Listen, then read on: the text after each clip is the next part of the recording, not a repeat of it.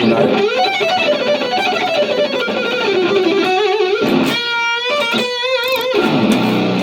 I kind of had a bit of a Liam Gallagher moment one day, and I just said, F it, I'm just going to quit my job and try and be a rock star.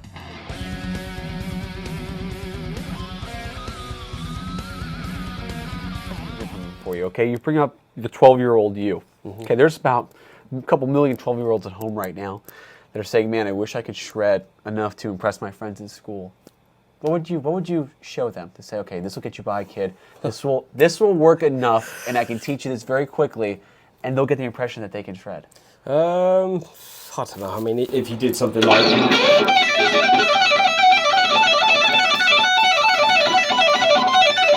you know, you can do like one string tapping licks or something like that, or, you know, if you get good at picking or whatever, you know.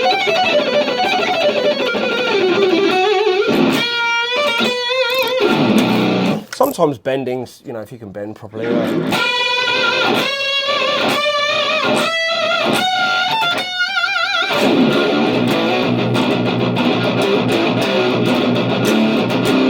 You know, kind of riffing, any of that sort of shit. I don't know. Just keep it simple, stuff that's, you know, fairly manageable and easy to play. Right. I don't know if you noticed then, but I just bent a string and my finger went right under. Oh my God. That's how high my action is. That happens sometimes. That's true. I hope we got a good enough angle we can zoom in on that, because it did. It literally goes right up. You might have been able to see it there, yeah. That is great. Yeah, that happens sometimes. And it does this. Look at that. You know, sometimes that happens. That's some high action, dude, yeah. huh? Yeah. It's impressive. You know, the good thing is you don't have to worry about people asking to borrow your guitar or anything like that. Oh yeah, no one wants to play this. Like, no way. No way, we're good, dude. We were finding something else the first act because they can't do the action. I think, I think the thing is for me as well, because I did a jam video the other day with Miles Baker, who plays guitar for Ice Nine Kills. God, I was going to say Nine Inch Nails then. They had that, someone put the wrong band name on the fucking poster. 2, 3, 4.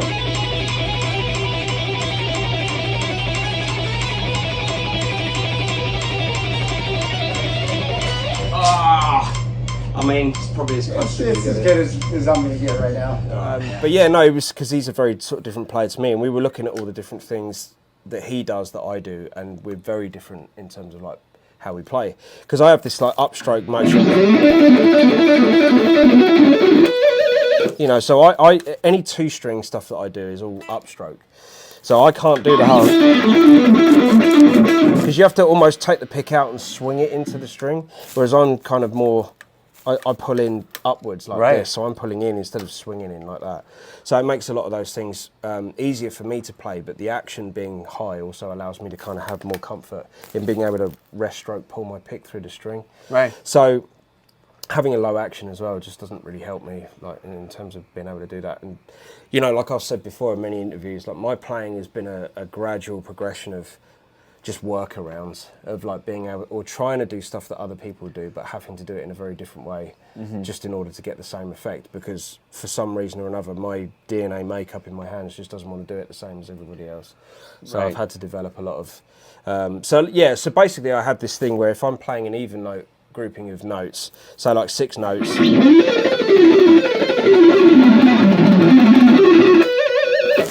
I'd do it with an upstroke.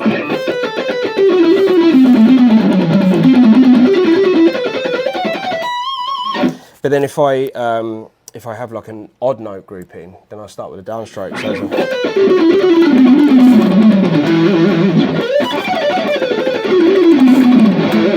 you know, so I have to start with a downstroke instead.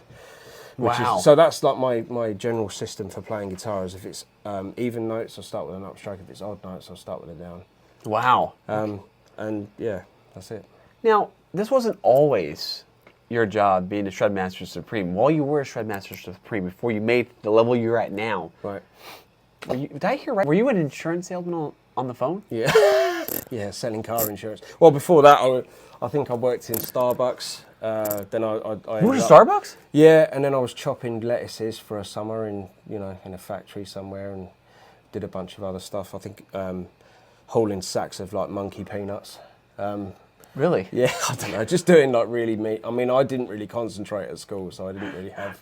that's a wide range, dude. That's a wide range. Yeah, yeah, trying to find my place in life. right? All the while, you know, practicing like guitar licks and stuff like that. But yeah, no, I kind of had a bit of a Liam Gallagher moment one day, and I just said, fuck it, I'm just going to quit my job and try and be a rock star. Really? So I just walked out and left. I'm like, fuck this, took the headset off, Really? threw it down and just left. No kidding. Yeah.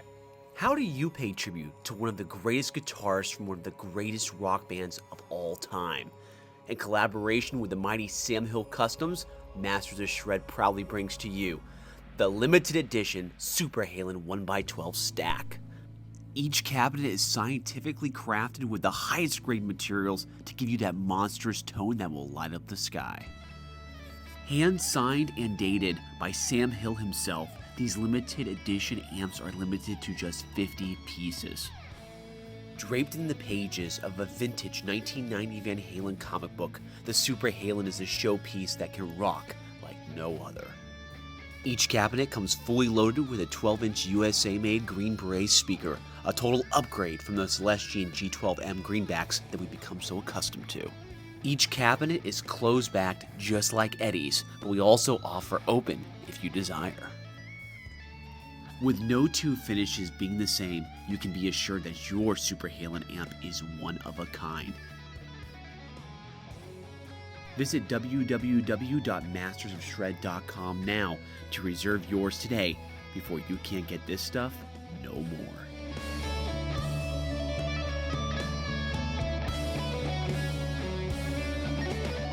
No kidding. Yeah, I can't deal with being on someone else's clock, you know, being up at, you know, work 9 to 5, fucking dealing with shit like that. And so I took a bit of a chance. I started teaching like local kids, just, you know, trivium songs and all that sort of stuff. And then I did a guitar competition one day, and one of the guys that worked for Lick Library was judging it, and he put me in touch with them, and then that was my first kind of professional gig, and then from then on it. That's right. And that was back in the day when like YouTube wasn't really as saturated as it is now with, like, you know, I don't know if I'd necessarily stand out as a player as much now if, you know, YouTube, if I was starting to come out now in the current sort of like scheme of things. I mean, just the scale of and level of playing now is just insane to me, like, you know what I mean? Well, also keep in mind though, back when you started getting on YouTube, it was at its primitive stages. The post-edit wasn't as strong in videos. Right. You know, you don't know who you're competing with is actually really being played, or if it's not really being played. Yeah. Unless you're in a room with them. Yeah, right. And there's a lot of players that get to that point where they get the call up and then they get sent right back home because it's I see nothing you what mean, they're doing it on at home in the post-edit. Yeah. You can make anything look great, dude. Well, that's it. Yeah, I mean, like back in the day when I was doing YouTube videos, it was literally video camera with like mini tapes and just roll it and just don't fuck it up. Thank you. No, the editing was not a big thing. Like there no, wasn't I really didn't know how to. I just literally took the thing off the tape and uploaded it, and that's it. I didn't know what I was doing. Didn't have any final cut or anything like that. Right. Yeah. So it's makes it even. You're right. It makes it a tougher environment if you're trying to get there now as a player doing like this fretboard acrobatics.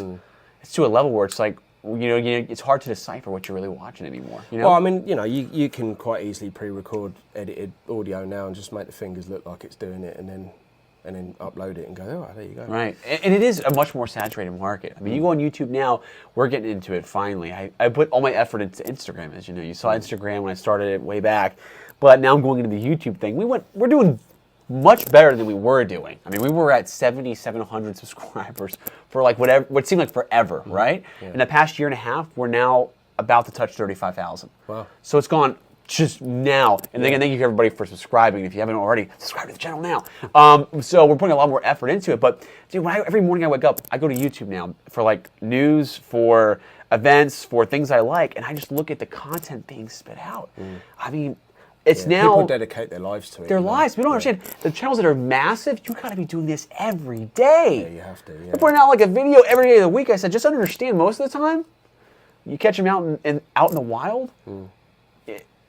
And I'm not offending anybody with this, okay? No, I mean everything kind of has to be perfect as well. That's the other like pressure nowadays, because everybody's used to hearing perfectly uploaded content, perfectly recorded albums, perfectly recorded everything. Right. The moment anything has a little bit of scruff in there, you know, you're like, and it makes you panic as like, because I never used to worry about it as much as maybe I do now. So I try and like not to like misrepresent myself in terms of like, you know, videos I upload or anything like that, because obviously I have to play live in front of, you know, thousands of people. I don't want it to be like one of those things where like it's like, fucking hell, this sounds nothing like, you know, the player that you promote yourself to be online or whatever. Although last night I did have a major like thing. I had to play the bleeding solo. You saw it? All the fucking confetti went off, and then it landed, and all of it like weaved itself in my strings to the point where it was just squeaking. But look great though. And then I just went, and I went, fuck it. If I'm gonna make a mistake, I'm just gonna wring all the strings out. And I was trying to get the paper out of the thing, but you know, things like that happen, and I guess you just got to have a laugh with it. Made for a great shot though, dude. Yeah. We'll put that in there right about here. You guys can see that. It's epic, man.